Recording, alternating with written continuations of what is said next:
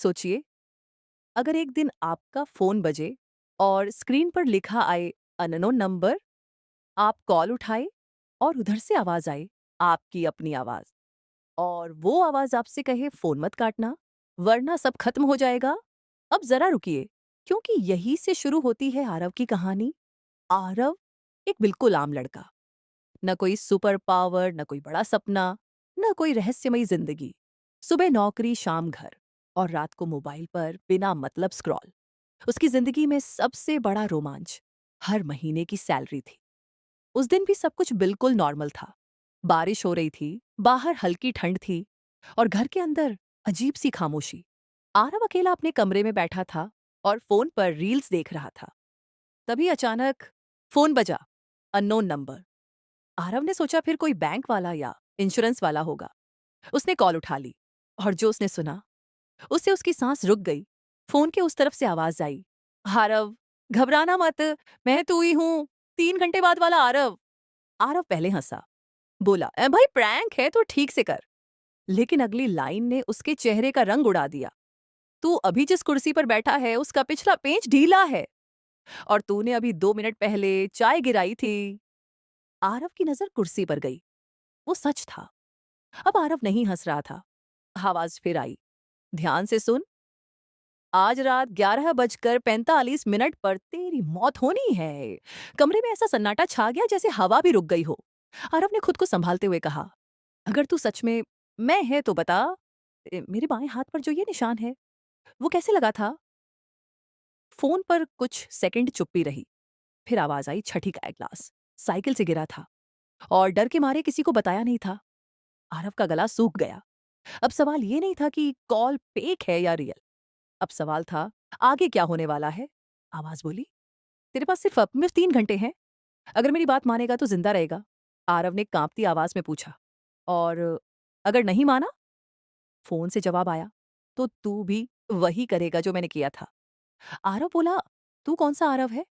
जवाब आया, वो आरव जो मर चुका है। फोन कट गया।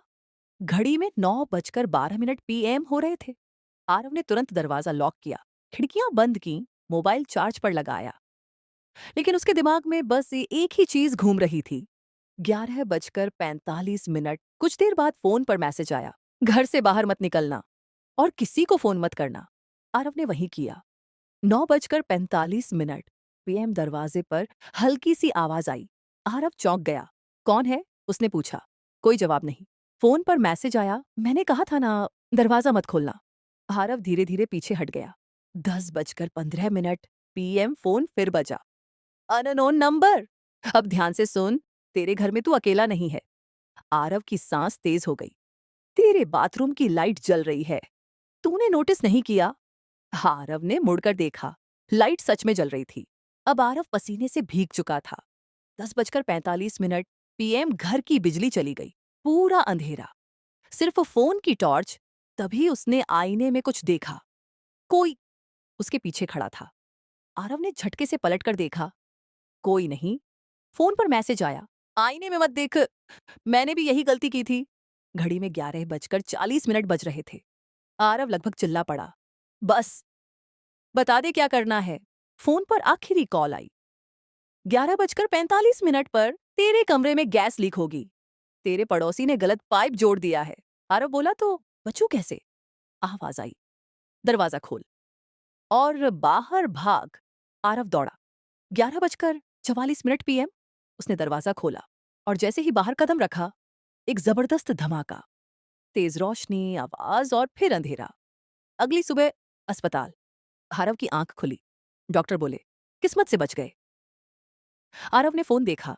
No missed calls, no messages, सब खत्म। लेकिन तभी फोन में एक नया नोटिफिकेशन आया। Outgoing call 9:12। पीएम कॉल किया गया था उसी अननोन नंबर पर। और रिकॉर्डिंग में आरव खुद कह रहा था, घबराना मत, मैं तू ही हूं, 3 घंटे बाद वाला आरव। आरव का शरीर सुन्न पड़ गया। वो फोन घूरता रहा। तभी स्क्रीन पर फिर से कॉल आने लगी। Unknown number. आरव ने कॉल उठाई। उधर से बस इतना कहा गया, अब बारी तेरी है। फोन कट गया, और उसी पल आरव की स्क्रीन पर एक नया टाइम दिखा। 11:45 पीएम। टुमारो। तो सवाल ये नहीं है कि पहली कॉल किसने की, सवाल ये है कल 11:45 पर अब किसकी मौत होने वाली है? और क्या आरव इस बार खुद को फ़ोन करेगा या किसी और को? अगर आप चाहते हैं कि इस कहानी का पार्ट 2 आए, तो अभी कमेंट में पार्ट 2 ज़रूर लिखना, क्योंकि आपकी एक कमेंट ये तय करेगी कि आगे क्या होने वाला है।